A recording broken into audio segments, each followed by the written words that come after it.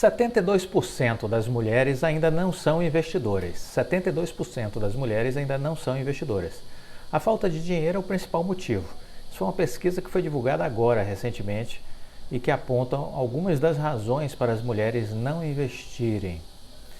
Mulheres que não investem representam 72% da população feminina do país. A principal razão para isso é a falta de dinheiro. Os dados fazem parte da 5ª edição do Raio-X do Investidor Brasileiro, a mais recente pesquisa realizada pela Anbima, Associação Brasileira de Entidades dos Mercados Financeiros de Capitais, em parceria com o Datafolha, que ouviu 5,8 mil pessoas das classes A, B, C, D e E, de todas as regiões do país. A pesquisa revela que é maior a participação masculina no mundo dos investimentos. Mulheres que investem são apenas 28%, os homens são 34%. As mulheres também poupam menos, 64% das brasileiras não guardam dinheiro de jeito nenhum. Entre os homens o percentual cai para 58%. Entre os principais entraves para conseguir realizar investimentos, para 55% das mulheres está a falta de dinheiro. Para os homens esse valor corresponde a 51%. Em seguida vem o desemprego, com 10% das respostas, no caso das mulheres, e no caso dos homens 6%. O recorte de gênero é importante para que possamos refletir sobre as formas de disseminar mais a cultura do investimento entre as mulheres. A falta de dinheiro para investir, apontado por um número relativamente maior de mulheres do que de homens, reflete também o impacto causado por aspectos socioeconômicos importantes. Em média, as mulheres recebem salários menores e dedicam mais tempo à família. E quem são as mulheres que investem? Segundo dados dessa mesma pesquisa, as mulheres que investem tendem a ser conservadoras e evitam risco. 83% delas escolhem a poupança na hora de investir, contra 68% dos homens. Em seguida, com 7% das preferências, vêm os títulos privados, como debêntures e CDBs. Enquanto fundos de investimentos, moedas digitais e ações são opções para 12%. No caso dos homens, e para elas são 6%, em média. A poupança é um investimento muito popular. A maior proporção das mulheres que preferem essa opção pode refletir uma preferência das mulheres por alternativas menos arriscadas, e a educação financeira, nesse sentido, começa a destacar a sua importância, né? Com mais conhecimento acerca dos produtos de investimentos, é possível uma maior diversificação da carteira. Então veja, o que eu gostaria de destacar aqui, a importância da gente entender que, de um lado, a educação financeira é importante, porque a educação financeira, inclusive, vai nos ajudar a refletir mais sobre essa questão da receita, né? Diz que não tem dinheiro, a maioria das pessoas diz que não tem dinheiro para investir. Então é preciso pensar na conta da receita, é preciso olhar para a conta da receita e tentar construir soluções. Porque a mulher pode ter um trabalho, mas ela pode utilizar o tempo que ainda tiver, à noite ou nos finais de semana, para gerar outras receitas, para aumentar os seus ganhos no mês. Então, aqui no canal, por exemplo, já teve relatos de algumas pessoas de que disseram: olha, eu aproveito o meu tempo extra para fazer unhas, para pintar unhas, para fazer unhas de pessoas no condomínio que eu moro. Eu utilizo o meu tempo para fazer salgados, doces, e com isso eu ganho um dinheiro extra. Então, temos aí alguns exemplos do que pode ser feito além do seu trabalho para aumentar a sua renda. Então, há sim possibilidades de monetizar as suas habilidades, as suas competências, e quem sabe até em algum dia esse negócio paralelo ao seu trabalho possa crescer tanto que aquilo se transforme no seu negócio principal, e de repente você sai até do trabalho para se dedicar a esse novo negócio principal, né? Que é o seu, que era no início um acréscimo ao que você ganha, mas que de repente pode ganhar e ter uma musculatura muito maior. Então essa é uma reflexão. A outra reflexão é de que, a partir desse entendimento a respeito, vamos dizer assim, dessa capacidade de melhorar o seu orçamento, de ampliar a sua receita, de melhor gerir a sua despesa, você deve sofisticar o seu pensamento e aprender a investir. Que eu sempre coloco o investimento como uma coisa diferente da educação financeira. Eu acho que a educação financeira ela se resume a essa questão da melhor gestão do seu orçamento familiar, pessoal e da gestão dos seus talentos, aumentar as receitas, reduzir as despesas. Eu acho que a educação financeira ela se concretiza nesse ambiente. Quando eu falo de investimento, de sofisticação, aí eu acho que isso já extrapola a própria educação financeira. Aí eu já falo de educação para investimentos. É outra coisa, ao meu ver. Então eu acho que você precisa aí já entrar num outro patamar. Mas um passo seguinte, a partir do momento que você, vamos dizer assim, desenvolve a sua educação financeira, o básico está conquistado, agora você precisa trabalhar a sua inteligência financeira e sofisticar mais a sua capacidade intelectual para aprender a investir. É isso que eu entendo que é o correto a ser feito, né? Ainda falando sobre a questão das mulheres, eu quero aqui comentar uma gestora da Atom Educacional, que é uma trader profissional. Ela disse o seguinte outro dia numa entrevista: muitas mulheres têm medo de lidar com o dinheiro. O nome dela é Carol Pfeiffer. Muitas mulheres têm medo de lidar com o dinheiro.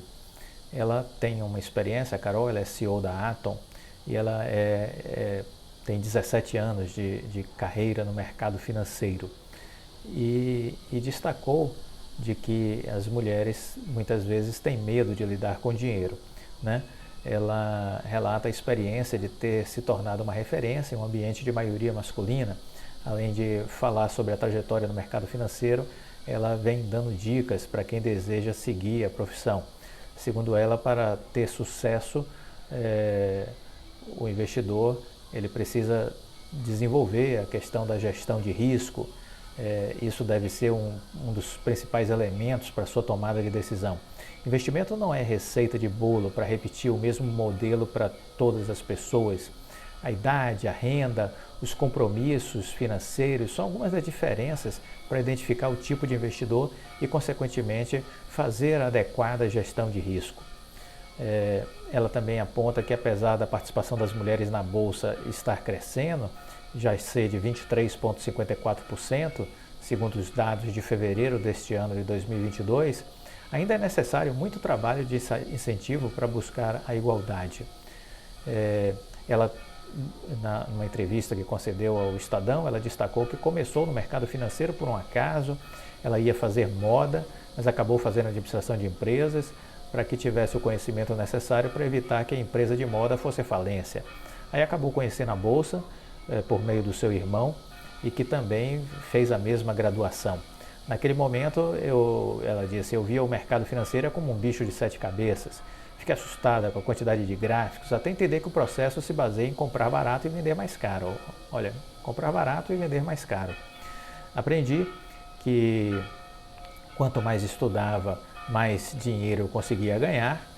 Aprendi que a meritocracia do mercado financeiro se resume em quanto mais você estuda, mais dinheiro você ganha. Mais você estuda, mais dinheiro você ganha. Foi a minha experiência também, enquanto consultor.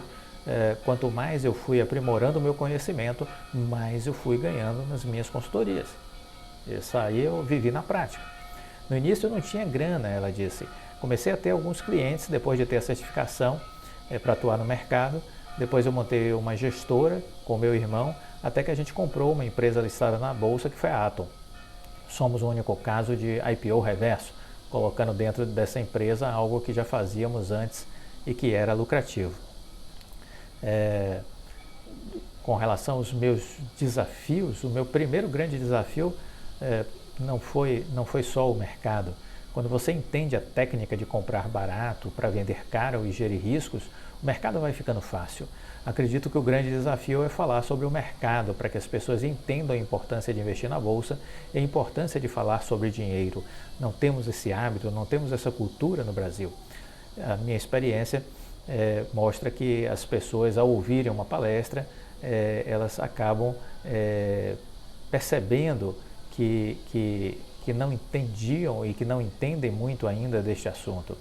Então, é preciso aprender a lidar com essa falta de conhecimento, sobretudo quando já há muito conteúdo online disponível, muita gente falando sobre esse tema e muita gente também seguindo caminhos equivocados, né? Aí o repórter perguntou a ela: o que pode ser feito para proporcionar mais educação financeira? Eu acredito muito na mulher como agente de transformação, na importância da mulher entender sobre dinheiro, empreendedorismo, já que passa mais tempo com os filhos. Se quisermos mudar as próximas gerações, precisamos fazer com que os adultos entendam de finanças e levem esse conhecimento para dentro de casa. Pensando nisso, quanto mais mulheres entenderem sobre investimento, o que ainda é enraizado na figura do homem, mais passos serão dados. Muitas mulheres que participam de palestras que eu dou, elas dizem: eu vou falar com meu marido, vou falar com meu namorado, mas não deve ser assim. Você mesma deve aprender sobre dinheiro e levar essa discussão para dentro de casa. Faço uma crítica que na maioria das vezes estamos falando bastante de educação financeira no país, mas a pessoa está sendo ensinada a pensar pequeno. Também acho isso. Não é economizar o cafezinho que vai fazer com que você ganhe mais dinheiro, mas é o que você vai fazer com essa economia que você está gerando. Se você economizou um valor X, como é que você usa esse dinheiro? O que você fez para aprender, para investir e multiplicar o seu capital? A educação financeira precisa ser bem feita, não só ensinar a economizar, mas é a combinação entre tomar decisões melhores sobre dinheiro para que esse recurso possa multiplicar com o passar do tempo e você ter outras fontes de receita também. Então, algumas reflexões que eu acho interessantes para que a gente possa entender as dificuldades e a importância de trabalhar cada vez mais a temática da educação financeira, para que as mulheres estejam cada vez mais presentes nesse mundo. E eu fico muito feliz que aqui no canal Viver de Renda cada vez mais tem crescido a presença feminina. E eu fico feliz. E além de termos aqui também uma presença de jovens muito grande. Temos pessoas de 9 anos, 12 anos que assistem aos nossos vídeos, né? Então é muito bacana ver uma presença jovem aqui no canal, porque são pessoas que estão desde cedo querendo aprender um conteúdo diferente, ter um conhecimento diferente e assim transformar as suas vidas. Olha, falamos na semana passada sobre a questão do ataque hacker ao Mercado Livre. Esteja atento às suas faturas de cartões, viu? Estejam atentos às faturas de cartões, porque pode vir alguma coisa aí por conta desse ataque hacker do Mercado Livre. 300 mil contas foram acessadas pelos cybercriminosos. Esteja atento nos próximos meses com relação à sua movimentação na sua fatura. O Procon notificou o Mercado Livre e pede mais esclarecimentos do que foi de fato acessado pelos cybercriminosos. O Procon quer saber quando o Mercado Livre constatou o problema, quais foram os serviços atingidos, quantos consumidores foram afetados, quais transações e operações foram comprometidas, quais são os impactos para o consumidor, se o banco de dados da empresa foi afetado e que tipo de informações foram comprometidas. Até agora o Mercado Livre não deu essas respostas, mas o Procon já está tomando as providências, né? Então, nenhuma empresa está livre de um ataque cibernético. Esse é o novo normal, mas é preciso que tanto as pessoas físicas tomem seus cuidados, como as empresas também. E nessa área de cibersegurança, a Oi Soluções vem desenvolvendo um portfólio de produtos, serviços, consultorias e treinamentos que atende a muitas dessas necessidades que as empresas possuem. O pessoal do Mercado Livre pode contratar Oi Soluções, hein? Inclusive porque lançou agora um teste, né, para medir a vulnerabilidade, simula um ataque hacker dentro da empresa para ver quais são as portas, as janelas que podem estar abertas ou que podem ser forçadas e abertas pelo criminoso, né? Então esse cheque que foi criado agora pela Oi Soluções é bem interessante. Vale a pena as empresas conhecerem isso, né? Uma informação, a gente tem visto volatilidade do petróleo ao longo desses últimos dias e, óbvio, isso afeta as companhias aéreas, né? E as empresas já começaram a falar em aumento de passagens. Não seria diferente, né? Não esperaria nada diferente disso. A Latam, por exemplo, já confirmou o aumento de preços de passagem. O setor estima um certo atraso na retomada das rotas em função dessa disparada do petróleo, né? Uma escalada aí muito grande de preços, o mercado internacional, consequência aí das tensões envolvendo Rússia e Ucrânia e as retaliações, as sanções econômicas do Ocidente para com a Rússia. As companhias aéreas estão aí verificando um aumento substancial de custos por conta do querosene de aviação. Nesse cenário, a Latam já confirmou um aumento de passagens aéreas, sem previsibilidade sobre o equilíbrio de mercado. O setor estima uma postergação de oferta de novas rotas. É possível que isso aconteça de fato. A Latam informou por meio de nota que permanece atenta às implicações desses momentos com relação ao preço do petróleo e que busca, cada vez mais trabalhar numa previsibilidade para realizar os seus ajustes com relação à sua malha de voos.